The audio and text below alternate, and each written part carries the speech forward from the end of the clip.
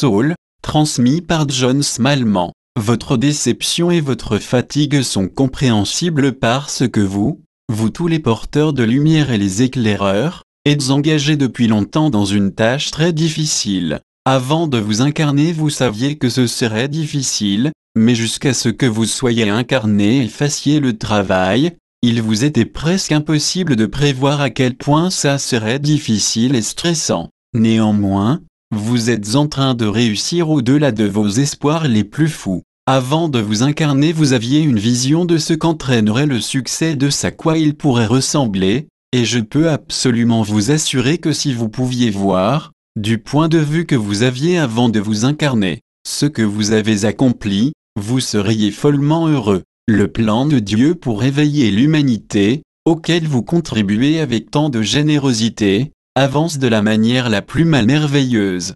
Pendant des éons, l'humanité a été perdue, errant souvent en apparence sans aucun but, et presque constamment en guerre avec elle-même. Mais au cours des quelques dernières décennies, les 10 dernières en fait, d'énormes changements se sont produits et de plus en plus parmi vous ont commencé à se réveiller. Les signes de ce réveil sont l'incalculable accroissement de la force du désir et de l'intention, à tous les niveaux de la société, de s'éloigner de l'état de guerre presque permanent qui entraîne tant de douleur et de souffrance, et de guérir et dissoudre la peur et la haine qui l'alimentent. Ce désir intense de mettre fin à toutes les guerres est tout à fait palpable, et il se renforce quotidiennement, au niveau du collectif, ainsi que dans chaque cœur individuel. L'humanité sait que vos attitudes de jugement et de condamnation de l'autre et les comportements qui en découlent doivent changer si la planète doit maintenir un environnement qui soutiendra les formes de vie qui dépendent de l'oxygène.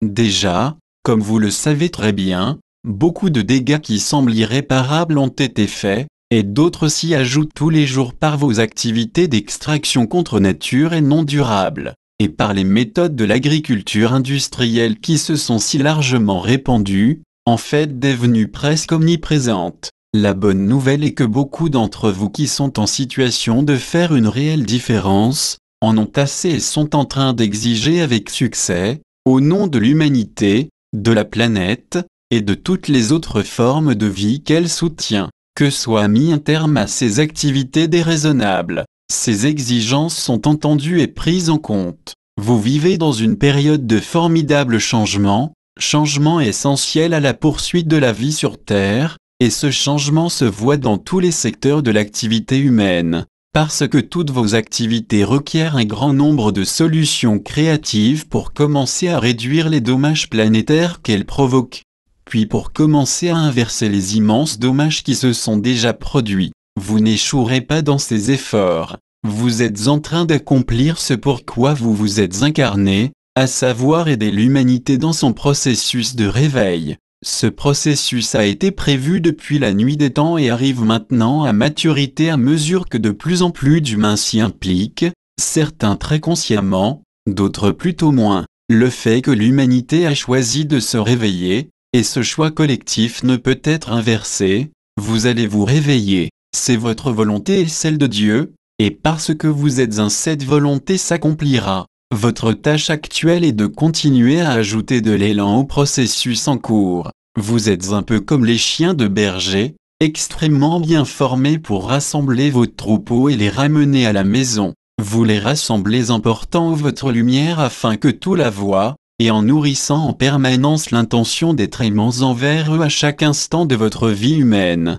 En tant qu'être divin spirituel, vous êtes l'amour en action à chaque instant. En tant qu'humain, il est indispensable de ne pas cesser de renouveler cette intention, sinon vous pourriez la négliger ou l'oublier. Aujourd'hui, en ce dimanche de Pâques où vous célébrez l'anniversaire de la résurrection de Jésus, vous avez une excellente occasion de renouveler cette intention avec une grande vigueur parce que le courant d'amour provenant des royaumes divins est amplifié en l'honneur de cette merveilleuse célébration. Profitez de l'intensité accrue de l'amour qui vous enveloppe tout aujourd'hui, concentrez-vous pour le percevoir, pour le ressentir, pour l'étreindre, et sachez qu'il est tenace, insatiable, et qu'il vous donne les pleins pouvoirs. Il est vous. L'amour ne peut être étouffé ou vaincu parce qu'il est le champ infini dans lequel tout ce qui existe, a existé ou existera jamais, est maintenu fermement et en toute sécurité pour toujours. Il n'y a rien à l'extérieur de lui parce qu'il n'y a pas d'extérieur.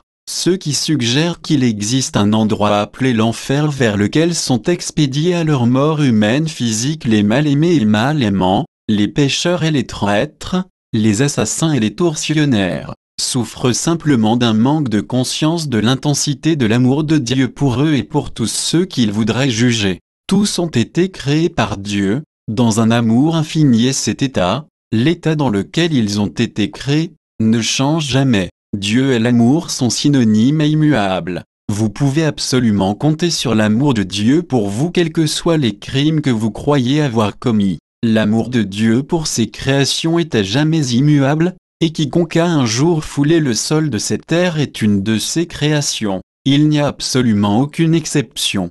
Tout ce que quelqu'un doit faire pour connaître Dieu est de laisser aller toutes les images qui lui sont apparues ou qui lui ont été présentées et dégager un espace intérieur vide dans lequel l'amour se déversera abondamment et sans fin, en procurant une extase instantanée et éternelle dans la joie de sa présence toute puissante. Prenez tous les jours le temps de rendre cet espace disponible et l'amour le remplira parce que c'est la volonté divine que vous ne manquiez de rien. Et aujourd'hui, alors que vous vous rappelez célébrer la résurrection de Jésus, vous allez ressentir la puissance de l'amour infini que Dieu a pour vous, et vous saurez que vous n'êtes jamais seul, séparé, ou abandonné parce que sans vous, sans même un seul d'entre vous, Dieu lui-même est incomplet, et cela, très cher, est une impossibilité incommensurable. Avec tellement d'amour, Saul,